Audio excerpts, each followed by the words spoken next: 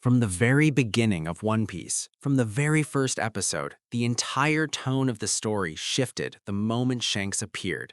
Many people saw a smiling pirate saving a kid, but the truth is that scene was far more important.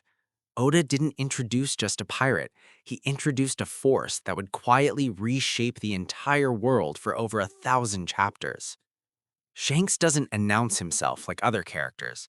He doesn't shout like Luffy, doesn't terrify like Kaido, and doesn't carry himself with the cold sharpness of Mihawk. Shanks operates in the background, calm, calculated, and terrifying in the quietest way possible. And that's why every time he appears, the entire story bends around him. In One Piece, major characters always enter with spectacle. Whitebeard shakes the sky, Big Mom sings, Kaido falls from the heavens, Blackbeard laughs like a demon, Mihawk cuts an iceberg just because he can. But Shanks, all he needs is a single step. One step that stops legends. One step that freezes admirals. One step that ends wars. This isn't power on display. This is power without needing display. Influence without effort. Respect without demand. During Marineford, the world was collapsing. Pirates were dying, admirals unleashing their strongest attacks, Whitebeard's era falling apart, Blackbeard rising, and Luffy emotionally breaking, absolute chaos swallowing everything. And then Shanks walked in. No burst of Haki, no attack, no shouting, just footsteps.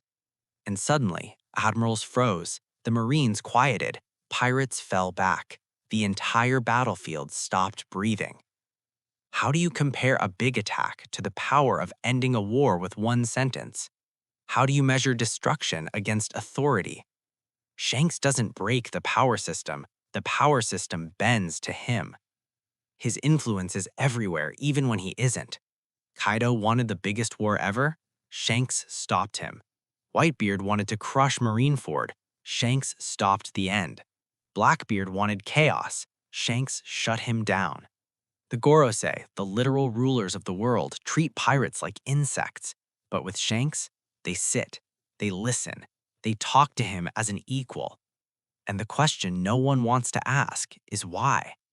Why is a Yonko allowed into the room of the world's highest authority? Why does Kaido turn back? Why does Blackbeard hesitate? Why does Sengoku soften his tone? Because Shanks isn't just a pirate. He's part of something bigger, older, deeper. The theories are endless. Is he of celestial origin? Is he the guardian of world balance? Is he tied to the ancient prophecy? Is he the spark of the final war? His mystery isn't accidental, it's intentional. Oda built Shanks to fit into any corner of the story. Ancient history, the world government, political balance, the will of D, even fate itself. As for his power, his greatest battles are the ones he prevents, not the ones he fights. His Conqueror's Haki isn't impressive because it knocks people out. That's basic. What makes it terrifying is intent. When Shanks focuses on someone, the entire world narrows onto that one target. Kid learned that. The Marines learned that. Whitebeard's crew felt it. Shanks doesn't need to fight you. He just needs to look at you. The scariest power isn't a punch, it's intent. And that's why the world fears him. Not because of what he's done, but because of what he might do if pushed. The world fears Shanks' decisions more than Big Mom's hunger, Kaido's madness, or Blackbeard's ambition. Because nobody knows what Shanks truly wants. They don't know his goal. They don't know if he's friend or enemy. They don't know what happens if he's forced to fight. And that is the most dangerous kind of power, the power of the unknown. One Piece cannot end without revealing the truth about Shanks. His role is too important, bigger than his screen time, bigger than the Yonko title, bigger than most secrets in the story.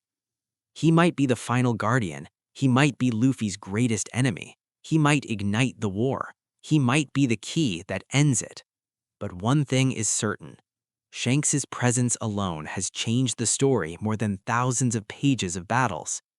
Some characters change the world by fighting, some by dreaming, some by existing. but only one man ends entire chapters by simply showing up. That man is Shanks, the red-haired.